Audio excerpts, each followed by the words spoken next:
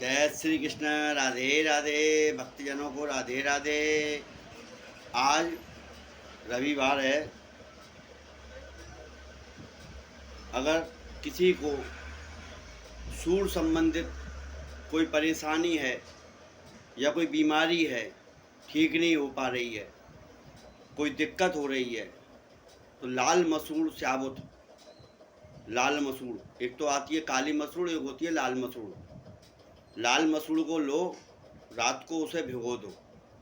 भिगो के सुबह उसको साफ कर लो, सुखा लो, कपड़े में छान घुमा के उसको, तो फलेरी हो जाएगी। और उसके अंदर गुड़ मिला लो, 125 ग्राम या 225 ग्राम।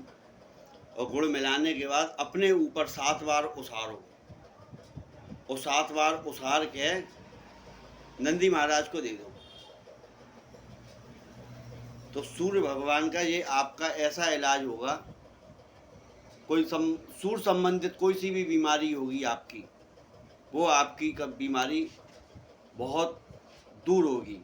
और कम से कम 7 रविवार इसको आप करो, इससे आपको बहुत फ़ायदा होगा। और एक छोटी सी, मेरी हर कथा में कुछ ना कुछ ज्ञान की बात होती है। मैं छोटी सी लघु कथा सुना रहा हूँ, उसमें आपको समझ में आ जाएगी। एक लड़का था, गांव का लड़का था, पढ़ता था, शहर आया पढ़ने के लिए। तो अपने कॉलेज जा रहा था, पजामा कमीज, अब बेचारा देहाती लड़का, तो देहाती। तो अगाड़ी चला तो एक सज्जन की कार खराब हो गई। कार खराब होने से क्या हुआ, अब भाई वो दिक्कत। अब लड़का जा रहा था, लड़के से हेल्प मांगी। लड़का सज्जन परिवार का था, सभ्य परिवार का था। उसने, लड़के ने हेल्प करी, हेल्प करके उनकी गाड़ी में धक्का लगा के स्टार्ट करा दी।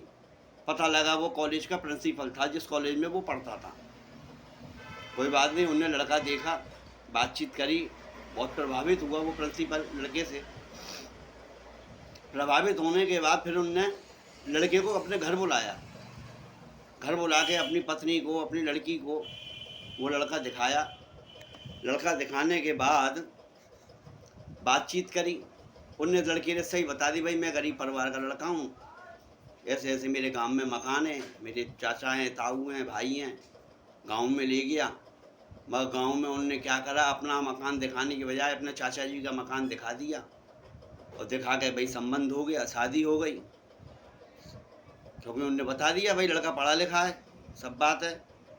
शादी हो गई। शादी हो के वो अपने गांव आ गया। गांव आने के बाद हर जगह आपको ये मालूम होनी चाहिए, हर जगह एक की चार लगाने वाले ज़्यादा होते हैं, चुगलखोर। तो बेचारी माँ पे बैठी हुई थी अपने चाचा के मकान में। तो एक बगल में आके एक औरत क्या कहती है, उन्होंने की, देख तेरा ये मकान तो नहीं है, ये तो तेरे चाचा का मकान है। तेरा मकान तो वो है, वो झोंपड़ी पड़ी है सामने, एक टूटी सी झोंपड़ी पड़ी थी, एक उसमें बुढ़ा बैठा हुआ खटिया पे खांस रहा, हुक्का पी रहा। उस लड़की ने अपने आदमी से पूछी। अब थोड़ा वो शर्मिंदा हुआ। शर्मिंदा होने के बाद उनने बता दिया सही लड़के ने उन्हें, हाँ यही मेरा परिवार है, ये मेरे पिताजी हैं, ये तो मेरे चाचा का घर है। कोई बात नहीं साहब। लड़की गई। उस लड़की की, देखो, उस नारी को मैं बहुत नमन करता हूँ।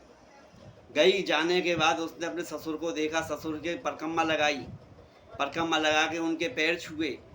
पैर छू के अपने पति से बोली, तुम वहाँ पे ले गए, यहाँ पे कितना बड़ा स्वर्ग है, तुम वहाँ पे मुझको ले गए। भाई उस लड़की की बातों से, उसके व्यवहार से गांव वाले, घर के, परिवार के इतने प्रसन्न हुए, इतने प्रसन्न हुए, इतने प्रसन्न हुए। अब वो जो टूटी हवेली थी, क्योंकि वो लड़की पैसे वाले घर की थी, लड़के ने कुछ मांगा नहीं। अब लड़की ने लेके क्या करा, बाबूजी अपने पिताजी पे खबर करी, पिताजी ऐसे ऐसे बात है, मैं गरीब परिवार की लड़की हूँ। उनने सारी बात बता दी। अब बताने के बाद उनने, भाई लड़की वहाँ से उनने सामान सट्टा भेजा। सामान सट्टा भेजा, जैसी गांव में सामान सट्टा आया तो गांव के जो मजदूर थे उन्हें, हम बहू को मौत दिखाई में हम मकान बनाएंगे। उस बहू का उस गांव वालों ने मकान बनाया। मकान बनाने के बाद जब सब मामला सेटल हो गया, तो वो अपने पिताजी को चिट्ठी लिखती है और चिट्ठी में लिखती है, माताजी पिताजी, जो आपने तुलसा जी के नीचे बैठ के मुझको जो रामायण पढ़ाई थी, जो मुझको आपने आज ज्ञान दिया था, वो मेरा आज सार्थक हो गया। तभी कहते हैं लड़की एक कुल को सुधारती है, जिस परिवार में पैदा होती है उसको सुधारती है, और जिस घर में जाती है उसको स्वर्ग बना देती है। और लड़का एक ही घर को संभाल पाता है, अपने माँ बाप के घर में ही रहता है, ससुराल में तो कभी कभार जाता है। मगर नारी शक्ति महान है जो दो कुलों को संभालती है। इसलिए भाई मैं आप लोगों से ये कहना चाहता हूँ, नारी का सम्मान करें, और नारियों से भी हाथ जोड़ के प्रार्थना है, वो भी है ना अपने पतियों का और अपने सास ससुर का सम्मान करें। जब घर में हैं तो माताजी पिताजी, और जब आप अपने माता पिताजी के गए तो बुढ़ा बुढ़ी, टोकर टोकरी, ये अपशब्द अच्छे नहीं लगते हैं। कोई नहीं सुनने आए मत सुने, मगर ऊपर वाला तो सुनने आए।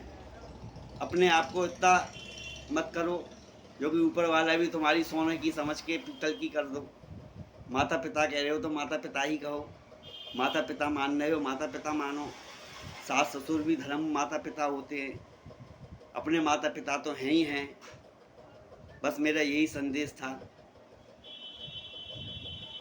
आप लोगों से, और मेरा नंबर लिखा हुआ है, आपको कोई आवश्यकता हो, कोई ज़रूरत हो पूछने की तो आप पूछ सकते हैं मेरे से।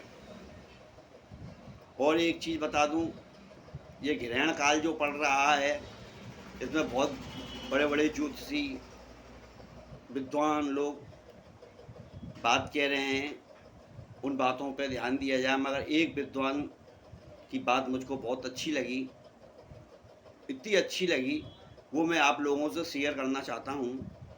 उन्होंने एक ही बात कही, जिसका कर्म बढ़िया है उसको कोई ग्रहण, कोई ग्रह, कोई चीज़ नहीं सताएगी, और जिसके कर्म खराब हैं उसको तो रास्ता चलता कुत्ता भी खा जाएगा।